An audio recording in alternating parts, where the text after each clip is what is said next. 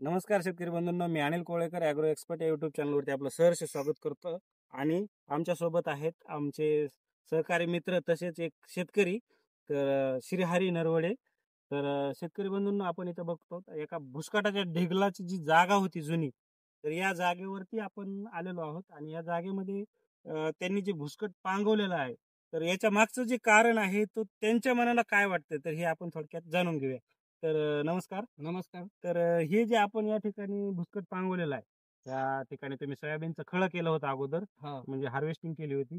तर हे तुम्ही मोठा ढिगल असेल अगोदर, हो. तुम्ही हे पांगवलंय बरोबर. बरोबर. तर याच्या मागचा तुमचा काय उद्देश असेल? आम्हाला वाटलं होतं की हे भुसकट कुजून जमिनीत हम्म. खत होईल त्याचा आणि पीक जोमात येईल. बर, मग आता याचा परिणाम तुम्हाला काय जाणवतोय? हे जेवढ्या खळ केलं आम्ही, हम्म. खळ म्हणतात आमच्या भागामध्ये, बर, हं. तर ते खळ केलेल्या जागेत आम्ही भुसकट पांगवलं की आम्हाला खत होईल. हम्म. बर, खत झालेलं दिसते का तुम्हाला? त्याचा फायदा तुम्हाला झाला का? नाही नाही, बर, काय परिणाम दिसला तुम्हाला? त्या जागेवर पिकच आलं नाही कसलंच. बर, तर हा तुमचा 2 वेळेस फायदा. पेरलं तरी पीक आलं नाही. मग ह्याचा तुम्हाला फायदा झाला का तोटा झाला? तोटा झाला त्याचा. बरं. की हेच आपल्याला सांगायचं होतं, की आपण जे गोड गैरसमज आहे आपला एक, आपलं जे भुसकटाची जी जागा असते, तर या जागेमध्ये ज्यावेळेस आपण आहे त्या ठिकाणीच त्याला आजूबाजूला पांगवतो भुसकट एखाद्या खळ्याचं. तर ते पांगवल्यानंतर ते कुजलेलं अजिबात नसते. आणि ते कुजलेलं नसल्यामुळे काय होते, तर ते दुसऱ्या पिकालाही उगू देत नाही.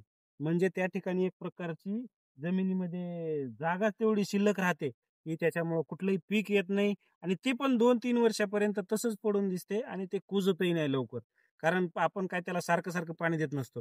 तर आपण याच्यासाठी एक स्पेशल व्हिडिओ बनवणार आहोत, की खळं जे बनवलेलं असते एखाद्या ठिकाणी, तर त्याची त्या खळ्यामध्ये असलेल्या त्या भुसकाटाची आपण विल्हेवाट कशी लावायची, आणि त्या विल्हेवाट लावलेले जे खळं आहे, खळं किंवा भुसकट म्हणतो आपण त्याला, तर त्याच्यापासून आपण योग्य प्रकारचं खत कसं तयार करायचं कुजवून.